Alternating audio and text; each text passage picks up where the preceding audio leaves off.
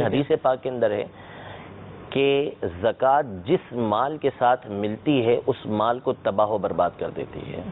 اس کے دو معنی علماء نے بیان کیے۔ ایک معنی اس کا یہ بیان کیا ہے کہ اگر زکوٰۃ نہ نکالی جائے اور وہ مال ویسے ہی رکھا رہے زکوٰۃ کے بغیر تو اللہ تبارک و تعالیٰ اس مال کو تباہ و برباد کر دیتا ہے۔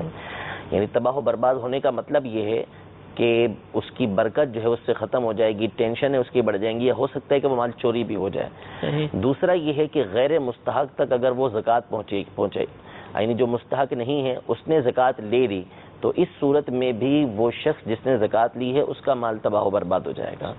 تو اس لیے زکوٰۃ سے بچنے کا حیلہ نہیں کرنا چاہیے، زکوٰۃ ادا کریں گے۔ اللہ تبارک و تعالیٰ کا وعدہ ہے وَمَا أَنفَقْتُم مِّن شَيْءٍ فَهُوَ يُخْلِفُهُ، جو کچھ تم اللہ تبارک و تعالیٰ کی راہ کے اندر خرچ کرو گے اللہ تبارک و تعالیٰ تمہیں اس کا بہترین بدل عطا فرمائے گا۔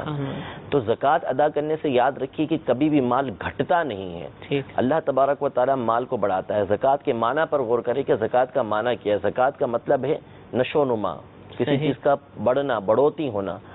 تو زکوٰۃ ادا کرنے سے بندے کے مال کے اندر بڑھوتی ہوتی ہے، اس کے اندر برکت آتی ہے۔ تو اس لیے زکوٰۃ سے بندے کو جو ہے وہ دور نہیں بھاگنا چاہیے، زکوٰۃ ادا کرنا چاہیے۔ اس کے فائدے بندہ دنیا میں بھی دیکھے گا اور کل بروز قیامت بھی اس کے فائدے وہ اللہ تبارک و تعالیٰ کی بارگاہ میں دیکھے گا۔ الحمدللہ، جیسا کہ آپ نے فرمایا کہ زکوٰۃ کا معنی ہی نشو و نما ہے، تو ہم دیکھتے ہیں کہ جن لوگوں نے زکوٰۃیں ادا کی ہر سال ان کی زکوٰۃ کی مقدار بڑھتی ہے، اس کا مطلب ان کا مال بڑھ رہا ہے، ان کے مال میں کمی واقع نہیں ہوئی۔ تو یہ اللہ تعالیٰ ان کے مال کے اندر برکت عطا فرماتا ہے۔ ہمیں بھی چاہیے کہ اپنے مالوں کی پوری زکوٰۃ ادا کریں۔